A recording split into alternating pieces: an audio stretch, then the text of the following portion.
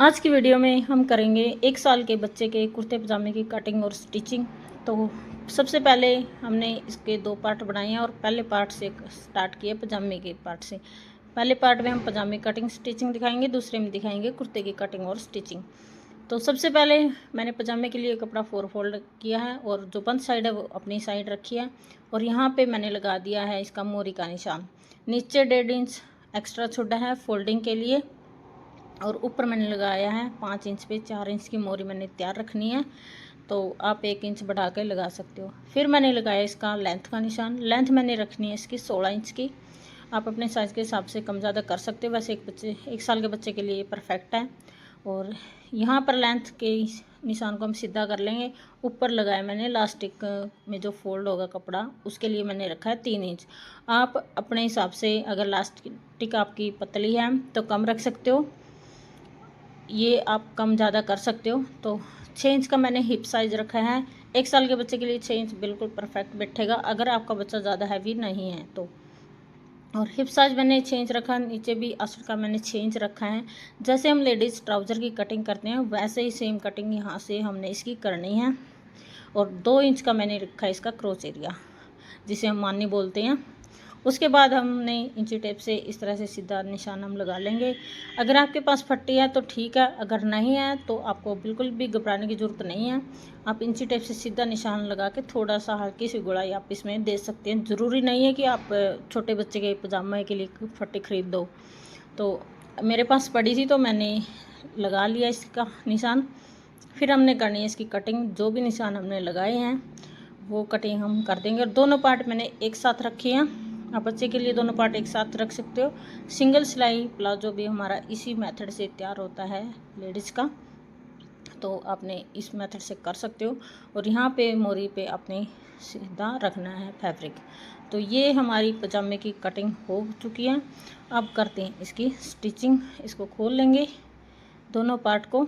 और सबसे पहले जब भी हम स्टिचिंग करते हैं तो सबसे पहले आसन को जोड़ा जाता है। पजामा हो, ट्राउज़र हो, पैंट हो, कुछ भी हो, तो पहले हम आसन ही जोड़ते हैं। तो पहले हमने आसन पे एक पैर की सिलाई लगा देनी है और जहाँ पे क्रॉस एरिया आता है वहाँ पे आपने गुड़ाई में ही सिलाई लगानी है। एक सिलाई कंप्लीट होने के बाद फिर हम लगाएंगे इसके ऊपर फिनिशिंग वाली सिलाई, जिससे एकदम आपकी सिलाई फिनिशिंग के साथ तैयार हो। बहुत डबल भी हो जाएगी सिलाई और अच्छी भी लगती है। ट्राउज़र पे, पैंट पे, पजामे पे ये वाली सिलाई आप ज़रूर लगाएं अगर आप बिगनर्स हो। तो फिर हमने ये वाली लगा लेनी है। बहुत ईजी प्रोसेस है और वीडियो लंबी ज़्यादा ना हो इसलिए मैंने इसके 2 पार्ट बनाए हैं। एक में पजामे की कटिंग में दिखा रही हूँ और एक में मैं दिखाऊंगी इसकी कुर्ते की कटिंग। तो आपने अगर कुर्ता देखना है तो इसका सेकंड पार्ट आप देख सकते हो। और दोनों साइड के आसन हमने जोड़ लिए।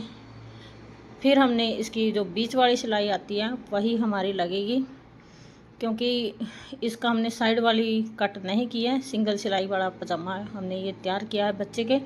तो मोरी फोल्ड करने से पहले आपने बीच वाली सिलाई इसके ऊपर लगा लेनी है, एक पैर का मार्जिन देके पूरे पे। और जो ये आसन वाली सिलाई है ये आपकी इक्वल होनी चाहिए, इधर उधर नहीं होनी चाहिए। अगर आपका कम ज़्यादा पड़ता है तो आप नीचे से कट कर सकते हो, वैसे अगर सही कटिंग करोगे तो कम ज़्यादा नहीं होता।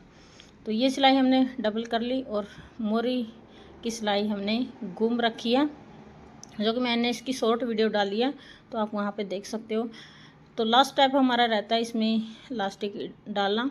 बाकी पजामा हमारा बिल्कुल सिंपल है, कोई भी दिक्कत पजामे में नहीं होगी। तो लास्टिक मैंने रखी है इसकी 17 इंच ली है तैयार। तो 8 इंच की मैंने बेल्ट लगानी है। तो 1 साल के बच्चे के लिए 8 इंच की बेल्ट बिल्कुल परफेक्ट बैठती है। तो आपने पहले इलास्टिक को जोड़ लेना है और जितनी आप कम ज़्यादा इलास्टिक लेना चाहो आप ले सकते हो। इसमें मैंने 1.5 इंच चौड़ी इलास्टिक डाली है, तो अगर आपने कम डालनी है तो कम भी आप डाल सकते हो, बच्चे के चल जाती है।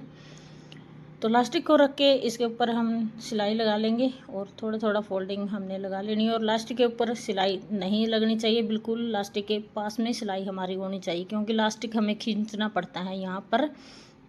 तो अगर इसके ऊपर हमने सिलाई लगा दी तो फिर ये खींचेगा नहीं और आपने कोशिश करनी है।